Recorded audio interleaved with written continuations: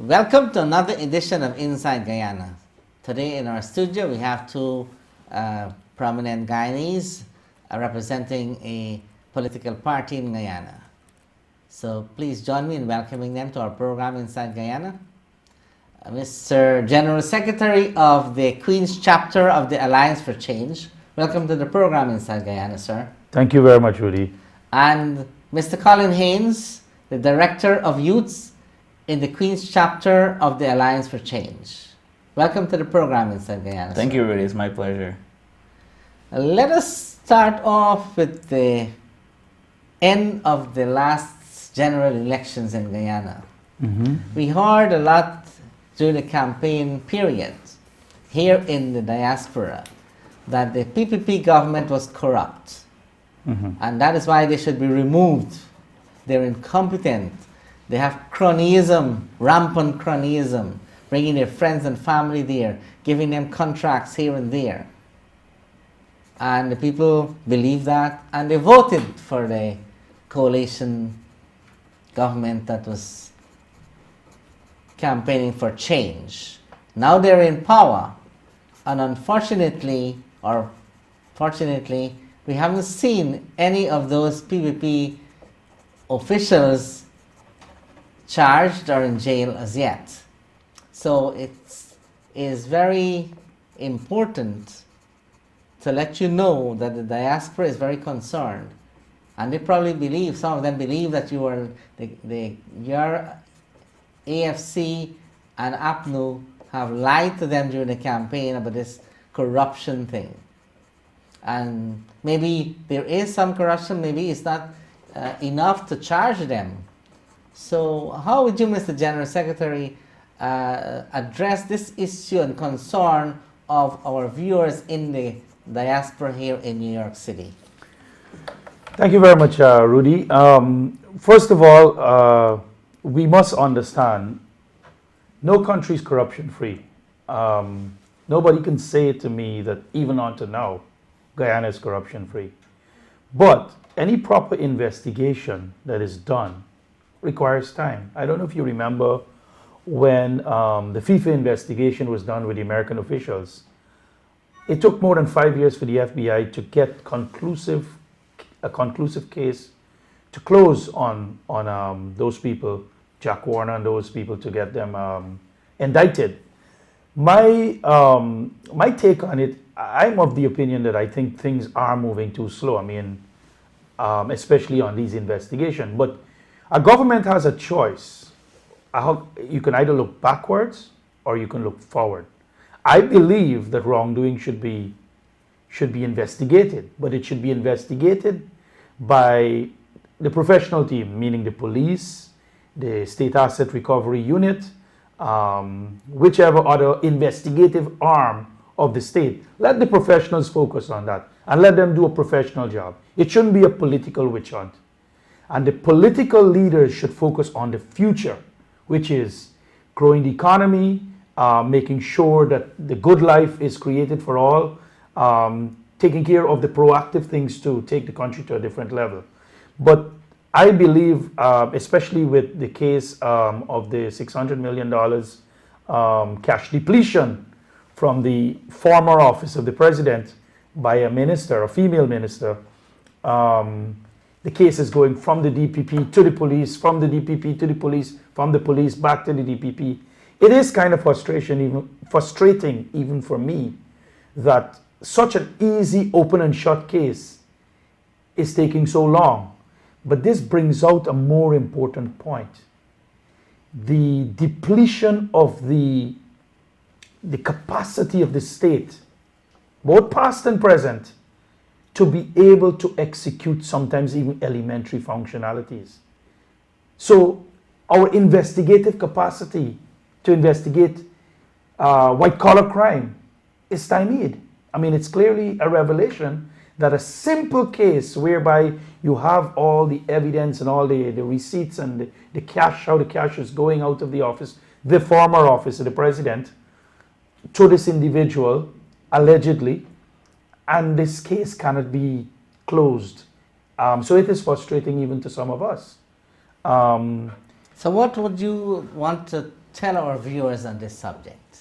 I believe, well, what I want to say is that we should put it into the hands of the professional, but I believe firmly that we should seek help from international agencies like the FBI, the Scotland Yard,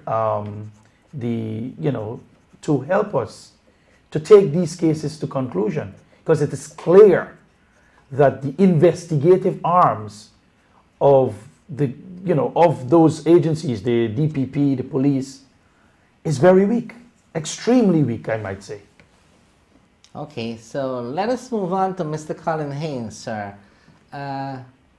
One of the topical issues during the election campaign was security. Mm-hmm. I remember attending some of the campaign events, and Mr. Granger himself said at Narisa Palace here in New York City, Guyana lacks security. Mm-hmm. Citizens are dying, they're being slaughtered. Mm-hmm. And the man to make you secure, to feel secured when you come back to Guyana is standing right in front of you. And that was Granger talking. Mm-hmm. It's on my YouTube, his speech. Yeah. And today, we still, up to a couple of days ago, we heard 10 gangsters went into Water Street, Georgetown, America Street, Georgetown, and held up these money changers, took away their money, and that's it. So what is happening? Did they lie to the Guyanese? Did they can take care of the security situation, or there's something else happening that we don't know? Can you please advise our viewers of ITV here on this program in San Guyana? The issue of security is a very unique situation that we're experiencing now in Guyana. I think it will call for a collective effort, which means that we still have to go back to the drawing board and re-engage the communities, re-engage our policymakers. Drawing back to about 2-3 years ago, when the United Kingdom had proposed for us their assistance in the UK in the security strategy. And there is some money there available. And so that might take 5 years? No, actually I think one of the things the minister has been saying is that they're working to re-engage the United Kingdom. Recently we had the UN conference, the General Conference, and President Granger sat down with President Cameron, well, Prime Minister Cameron rather, and they talked about bringing back that strategy. And so we're hoping that because that's going to be able to come back to the table, because the monies and the training and so forth and the technology can move us a step much more closer. I think also we need to sit down and formulate some very stringent policies and as it relates to drug trafficking, as it relates to crime. We see a lot of murders are happening, a lot of robberies, rapings, and so forth. And I think that we need to also look at an interdisciplinary plan on involving both the police and the military as well into fighting crime. I think that's one of the things that we have to go back now and formulate strategies. There is a difference between a law and enforcement, and a lot of we pay a lot of attention on the laws. We know what the laws are, and the laws are violated. Those are known. But how do we enforce security for our citizens? That's where we need to have concrete plans. We've been talking about having an inadequate police force, and so now the job is to be able to quickly train enough of these police officers, get them into the villages, get them into the communities, so that they'll be able to respond quickly to some of these incidents. Any idea how long this training process will take? Well, traditionally, if I may add, traditionally the training course is 6 months in the police school. 6 months. 6 months. So and the police force has a training capacity of 660 men a year. There's a need for 2,000 police persons. So we're going to have a very top-heavy police force? No, these are constables. These are law enforcers at the very elementary level. The challenge is that there's a shortage of frontline police officers, and that is a big problem. And I want to piggyback off of what Colin is saying, is that we need to use the facilities of the entire state to bring to bear a stronger police force onto the law enforcement arena across Guyana. That is very, very important. This is not a police problem only. This is a national problem. It pains me to open the papers in the morning to read about some of the criminal activities that are happening. I mean, yeah. Now, we all know that President Granger, Brigadier, retired, and Mr. Harmon, the Minister of the Presidency, of the Ministry of the Presidency, and Mr. Collins, advisor, former head of the Army, Mr. Gary Best, also former head of the Army, and many others, Mr. Felix. They're all in law enforcement, they're all in military, with a military background. And it is very shameful, I should say, to know that this is their bread and butter, this is what they learned all their lives. And to allow the crime situation to get out of hand, the security situation to become so weak, is a reflection of their inability to put it straight. Would you agree with me here, or you have something else to say? If I can yeah, please go ahead. I want to say that I think we have the right personnel. I think I have great confidence in President Granger and his ability to fight crime and to resolve Guyana's security situation. However, I'd like to say that right now we're at the part where we're transitioning into having the right teams in place. And this takes time to get the right experts, to get the right folks in the correct areas.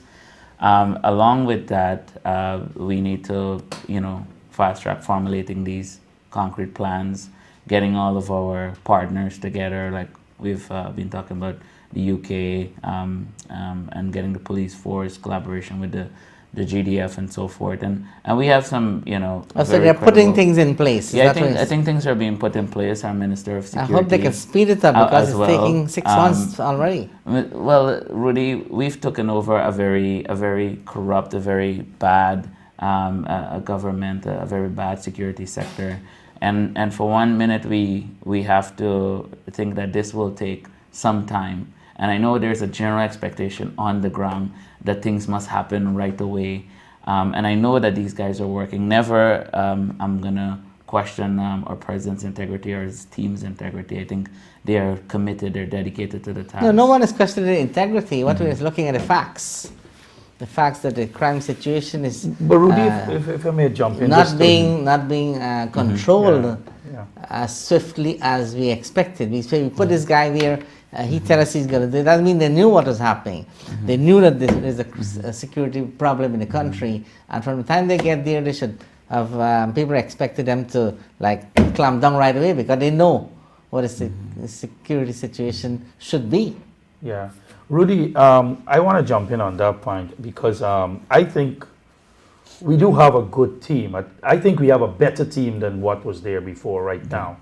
Yeah, we can't say enough. that with the evidence that we have. Well, but the point is, it's been only 6 months. There's two things that we need to look at. One, it's only been 6 months. We're trying to clean up a problem that was there since Roger Khan days, which has never been cleaned. It was just being pushed forward every day and every occasion. But I agree with you that the problem has to be fixed. But 6 months to fix the problem so you need some more time. Is asking a lot. But in addition to that, I need to say that when you're in opposition, you only have access to a certain amount of security information. So you only understand a certain extent of the problem. Well, upon assuming government, though, that is when you really get the full security brief and understanding the full extent of the mess. So we had a strategy on the campaign trail in our manifesto. It was based on the information we knew at that time. Upon assuming office and getting the real picture, being invited to the highly sensitive joint security meetings at Office of the President and so forth, our Minister of Public Security, Mr. Ramjatan, Prime Minister Nagamutu, President Granger, who's an expert in security, and all of these people, and Minister Joe Harmon.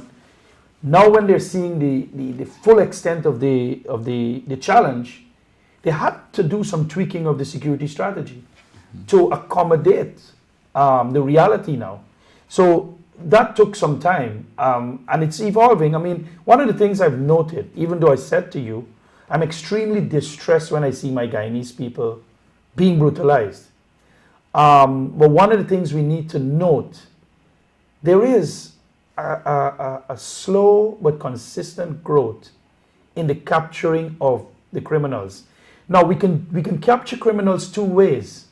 We can go the Roger Khan way, which is all illegal and clandestine and innocent people getting consumed sometimes in the interest of capturing the bad guys. Or we can do what you call clean Scotland Yard kind of investigative, an FBI kind of investigative surveillance, gathering of evidence, and going after the bad guys, which means reducing the collateral damage for good people. Because and this government has chosen the latter part, which is let's do proper investigations, and that takes time. Okay, let us move on to a different topic today. Security, I'm sure our viewers would understand what you said, and they would, make their determination. I hope Of course. Sure. that would be satisfactory answers for them. Mm-hmm. In terms of youth, one of the criticisms we have been hearing is that the government, the current government, the new coalition APNU AFC government, has sheer old people inside. They've forgotten about the youths. I've read on Facebook some of the comments from APNU and AFC members themselves criticizing the government, saying that, look, they forgot about the youths, and you have sheer old men and some old women also.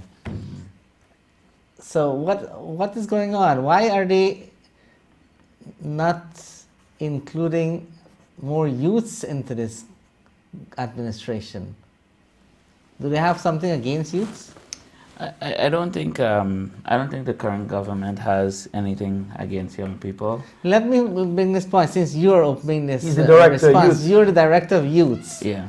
And you yourself campaign in Guyana, and you were you were expecting a job there as a youth man, as a qualified, not only youth man, as a qualified person with lots of qualifications behind your name, and you're not even offered a position.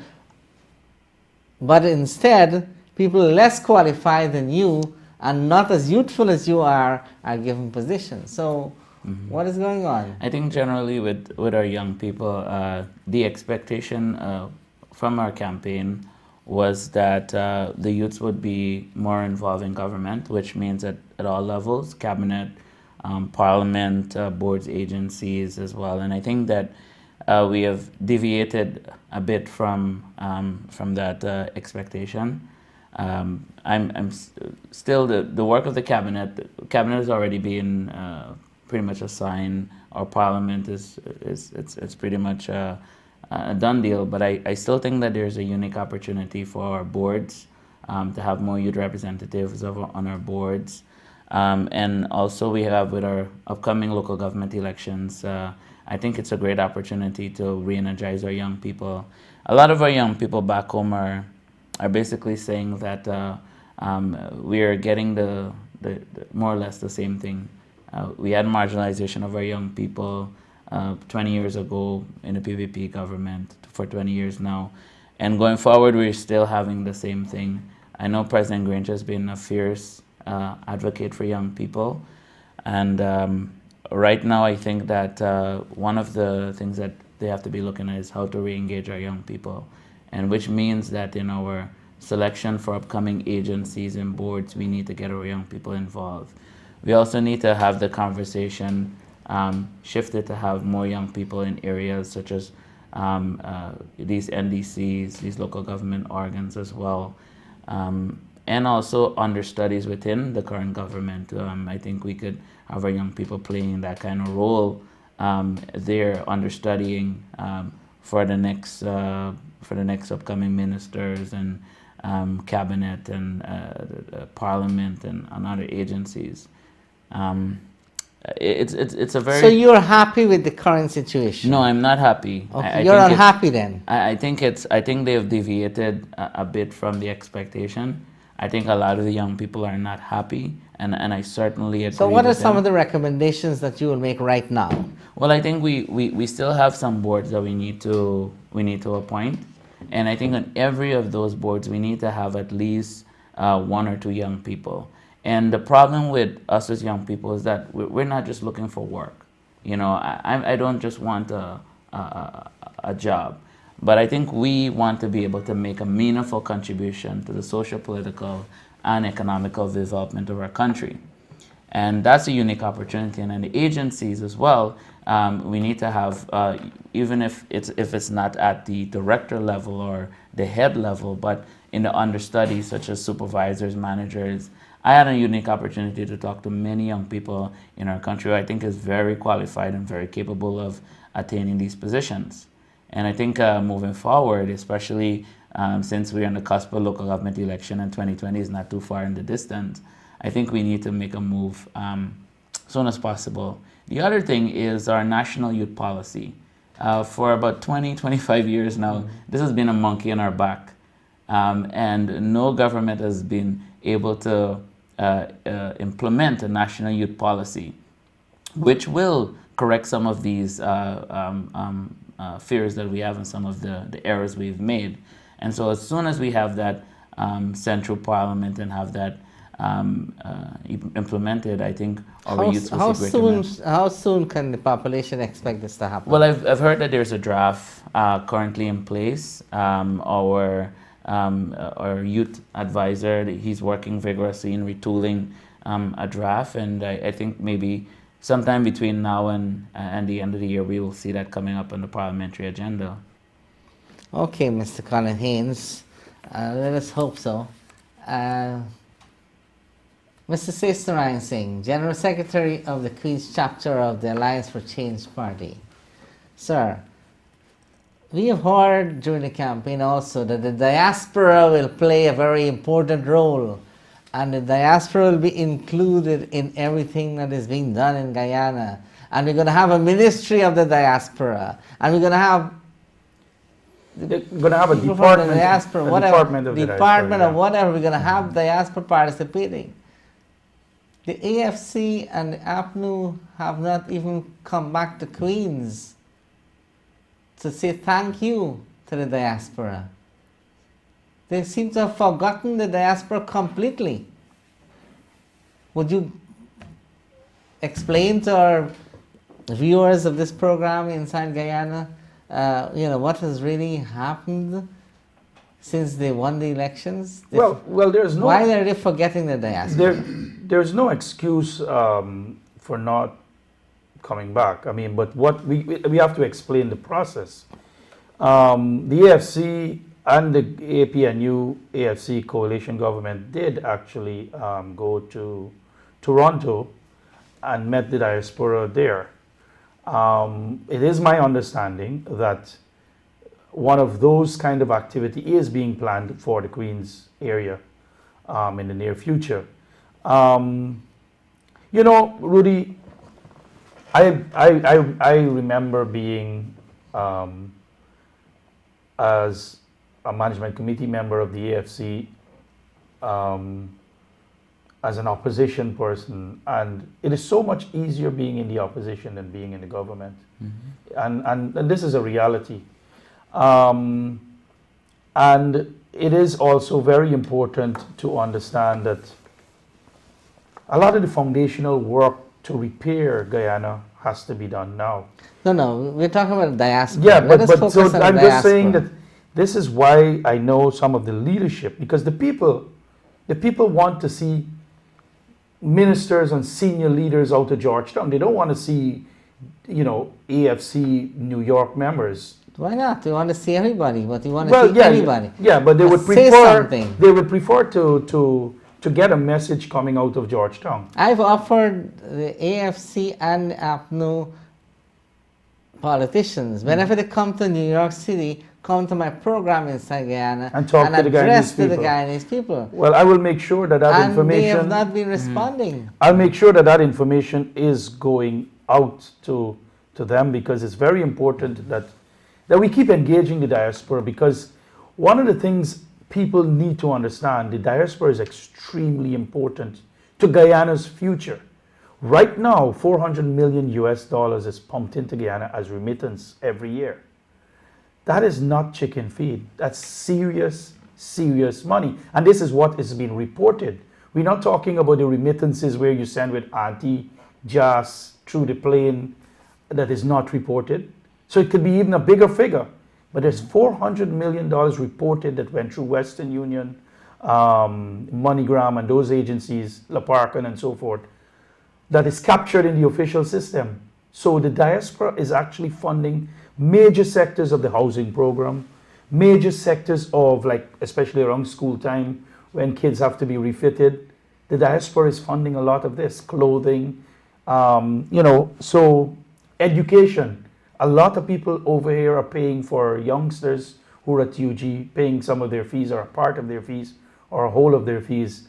So the diaspora is doing a great job, and I agree that there need to be a more active engagement with the diaspora. Also, you would remember that the Guyanese in the diaspora, they're well qualified, and a lot of them have an interest in going to participate in rebuilding Guyana or to help in the economic development of Guyana.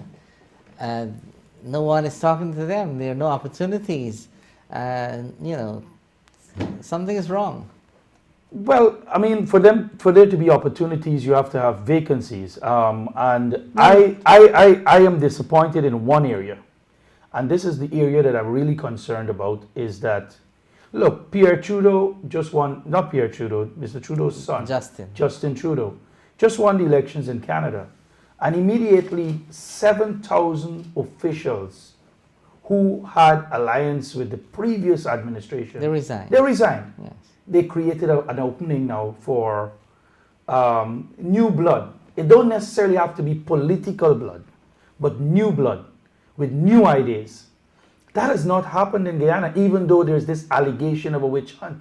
There's 212 people who has exited the public service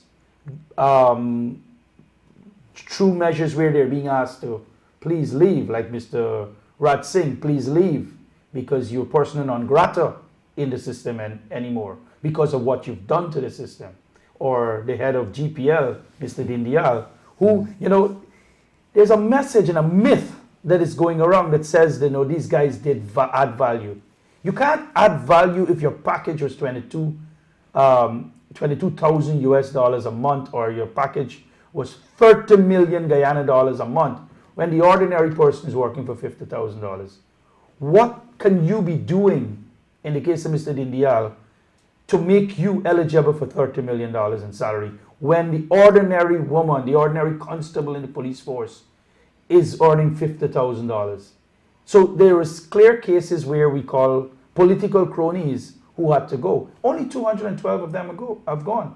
And I have a problem that so many of these political cronies are still in the system.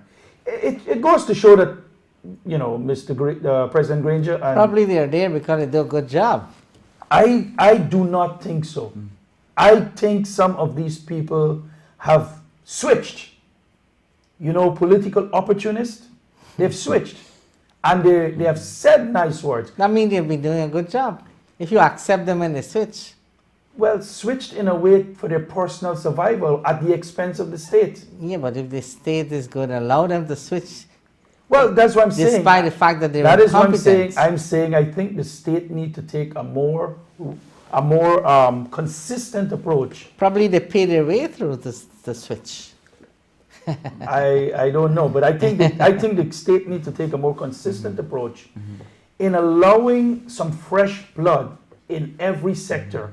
I cannot understand unto this day a sensitive job like the permanent secretary of the office of the president, now renamed the Ministry of the Presidency, is occupied by a senior member in the leadership of the PPP. Now, I don't have a problem with him being a permanent secretary. So I'm not trying to take bread away from the man. But he needs to be redeployed to a less strategic ministry.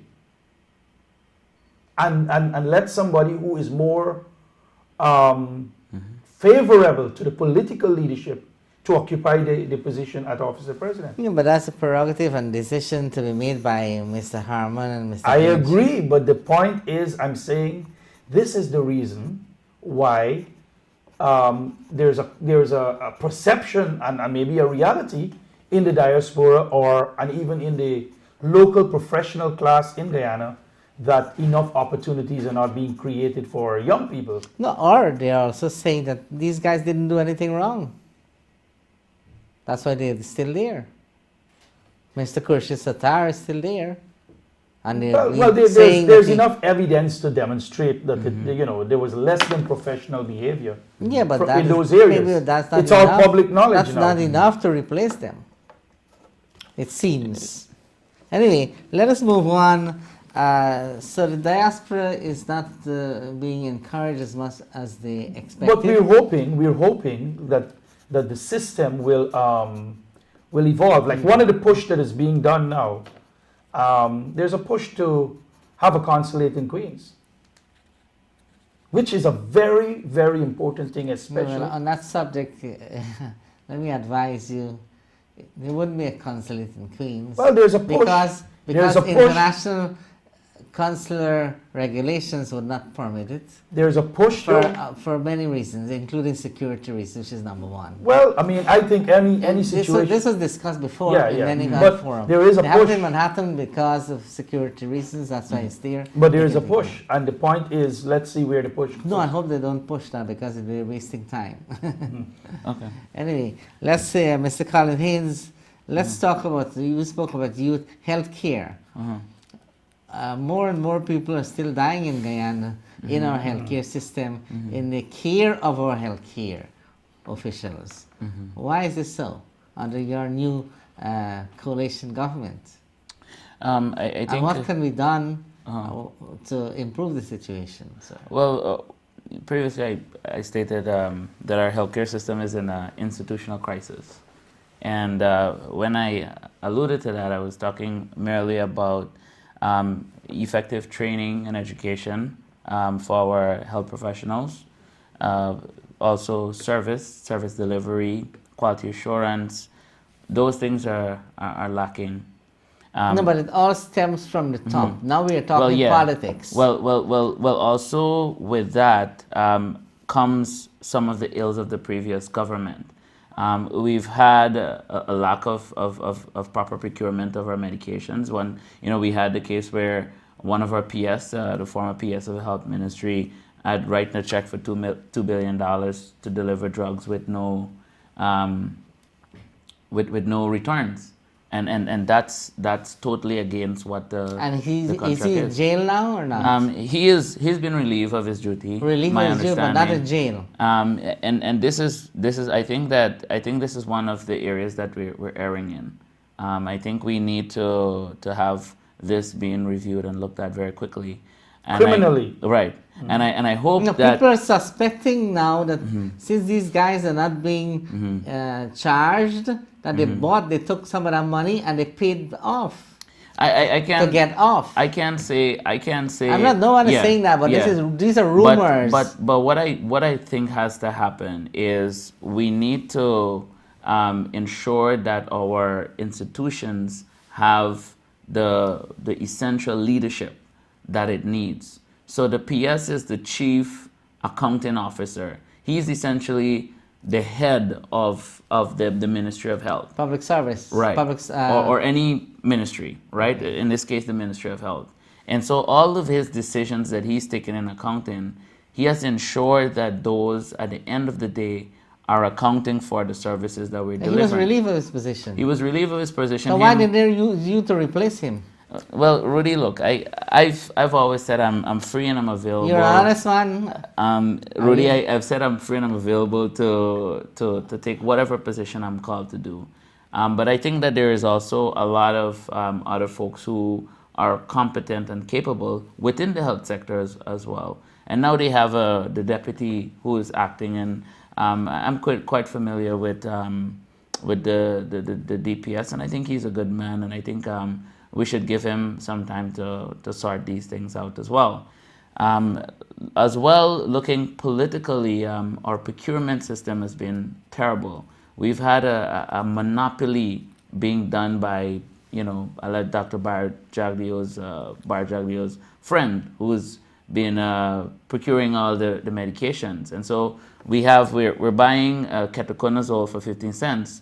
But then again, it's being sold back to us for about $15. So that's pretty much like 100%, multiple of 100. No, I don't know. Somebody said we are buying and then we are So Who's buying? So they're buying ketoconazole at 15 Who cents. The new GPC, the procurement agency. Okay, new GCP is buying for 15 cents. 15 cents. And they're selling it back to the government for $15. Why can't the government buy it itself? Well, procurement. That's the case. What's so difficult about that? No. The procurement. Look, Judy. Procurement is a government should not. No, but they had NISIL. NISIL was an arm of the government to do business. Why can't something like NISIL establish a procurement agency, government procurement agency, to do the simple things? You can do procurement for more complicated stuff, Well, like building and so on. well, But just to medications- buy some stuff, it's a simple process. Rudy, it's not as simple as we think, because procurement of medications are driven by a lot of factors. Not only procurement as well, but one of the things that we've been pushing for in opposition, and we also pushing for in government, is to have a procurement commission, because that's where we're going to have regulations to ensure that there's not only procurement of drugs, but there's delivery, there's safe storage. I mean, look at last year, we've been losing like $100 million in drugs. They're being expired, and so procurement is not only getting the medications, buying them, but also ensuring that they're adequately stocked, ensuring that we're using the ones that are going to expire early. Also, Guyana faces a very, very complicated process of delivery and restocking, because procurement in the coast is very different from procurement in the interior, where we have no access to roads and we have no access to the proper ground transportation. Storage. Right, and storage as well, energy and so forth. So we need to have the procurement commission. I had a discussion with the Minister of Health, and there was a study that's been done by USAID on Guyana procurement, and it suggested that along with procurement, we have what's called a supply chain. I know my colleague here is very familiar with supply chain as well, because it's been something that's been instituted by many big organizations worldwide, and so that ensures that the delivery, the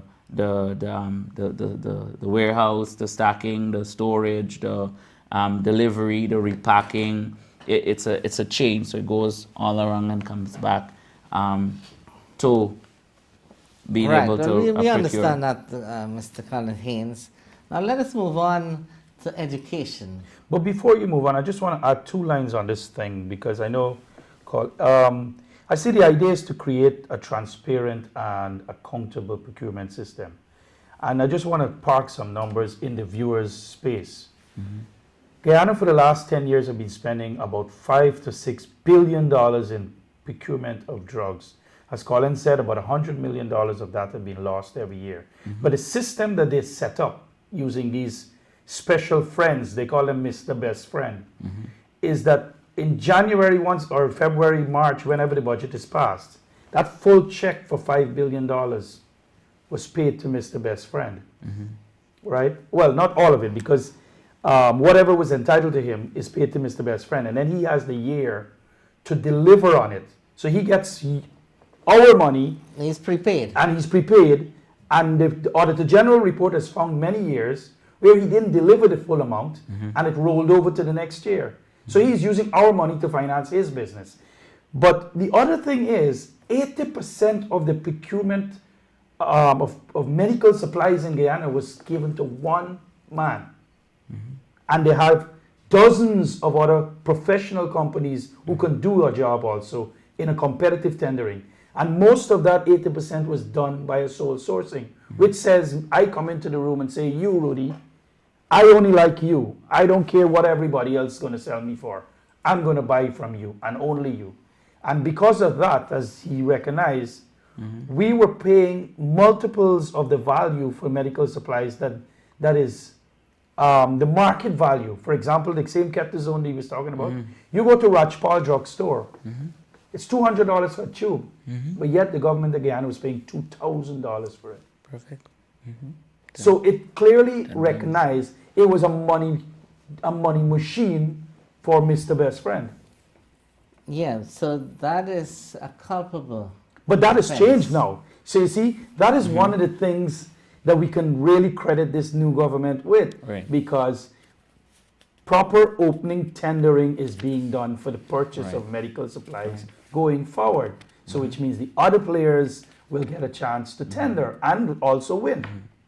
And also we're going to ensure that there's also local tendering, so folks in the different regions will have an opportunity to bid, and so that will of itself as well promote economical development within that same region. Because who knows Region 10 more better than the guy from Region 10 who's able to have those drugs procured in Region 10.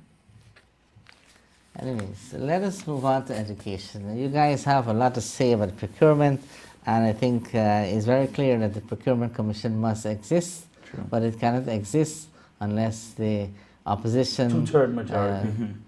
cooperates to its It is my understanding that they have indicated they will cooperate, so we should be seeing a procurement commission in the near future. Sure. It's funny because procurement commission was being resisted by the previous government.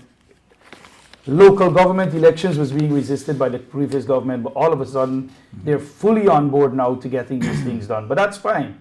We want these transparent and accountable systems to be in place. So we're very well happy with the cooperation. Education. We understand that the education system in Guyana is not producing the quality of education that can move Guyana's economic and social development to the next level. What is being done in that arena by the Ministry of Education? Is there anything that the new coalition government is doing to curb that deterioration of the education system? Well, immediately what was happening is a review of the education policy from the previous government, because not everything the previous government did was wrong. So let's make this very absolutely clear. If there are policies in the previous government that was working, they will be adopted. Those that were full of financial skullduggery, that were not working for the people, they will be condemned. So education is one of the areas that we believe there's many elements of the education policy from the previous government that can be brought forward, and new additions. For example, a focus now is on empowering the University of Guyana, because under the previous administration, the University of Guyana was allowed to run down to the point that even the graduates were not at the level that is internationally, minimum international standards. The biggest challenge also, we're losing our tertiary educated people.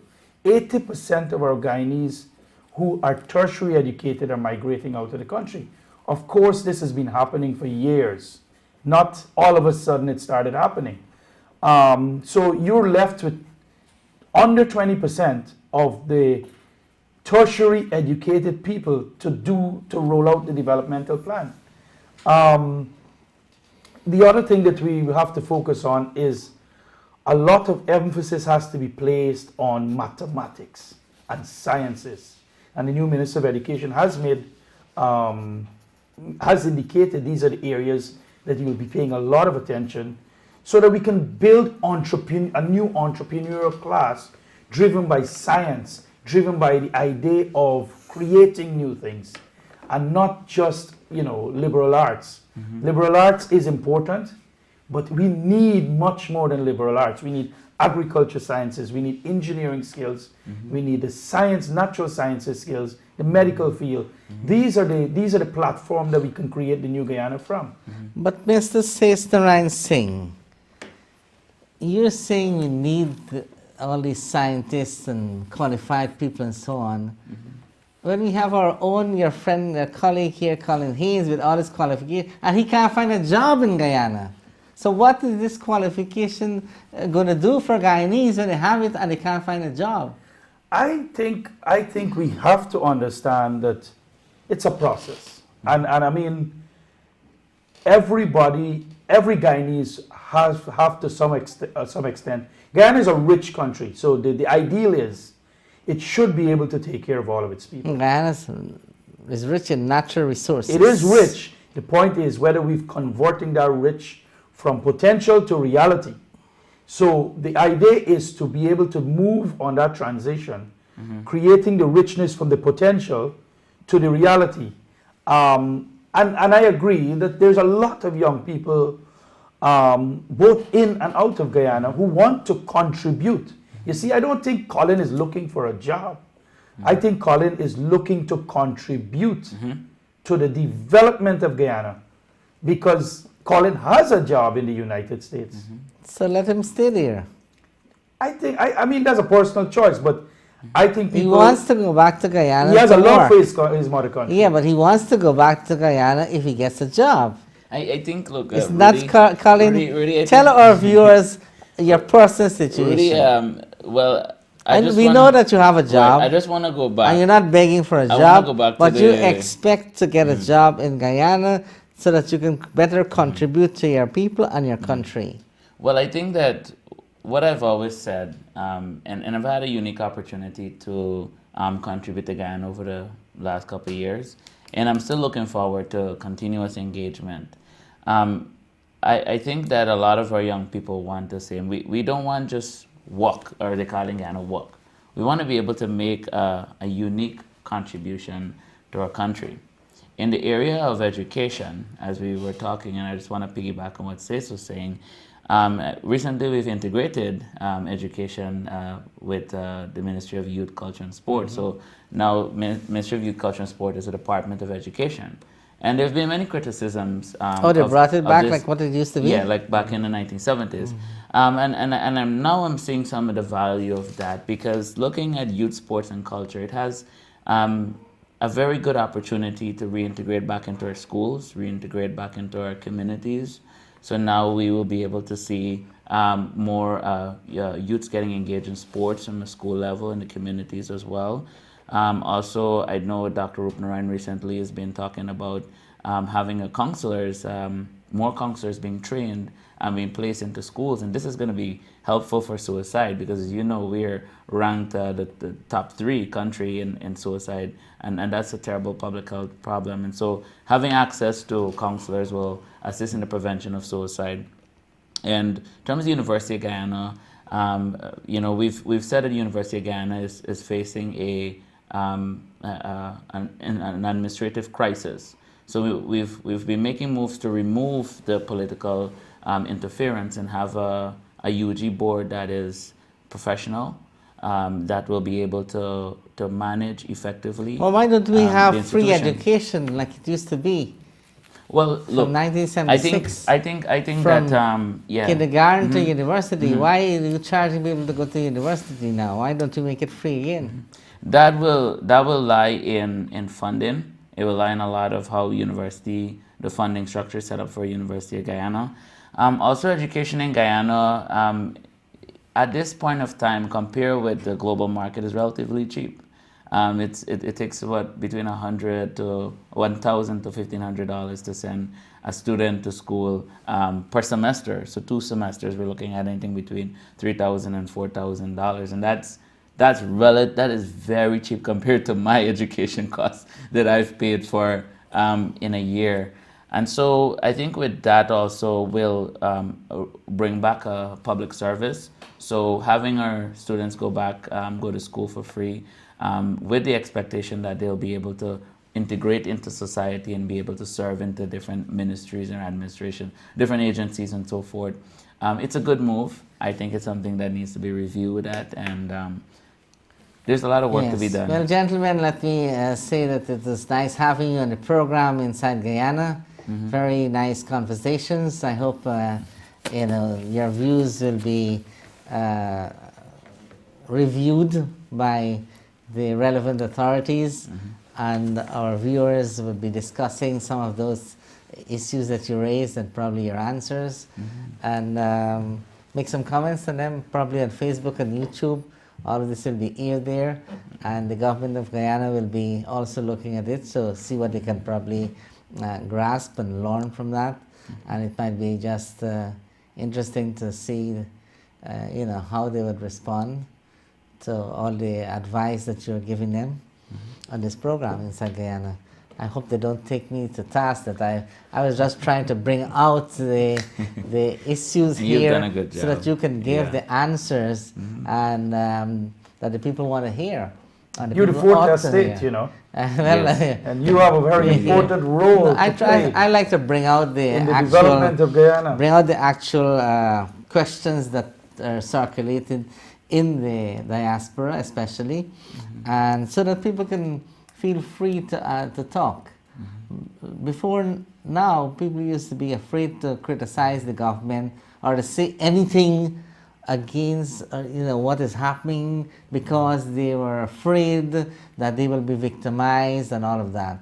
And our frank discussion here today in this program is basically not to criticize the government, but to point out certain areas of weaknesses and to point out the expectations of the people in the diaspora and how we can address those concerns better.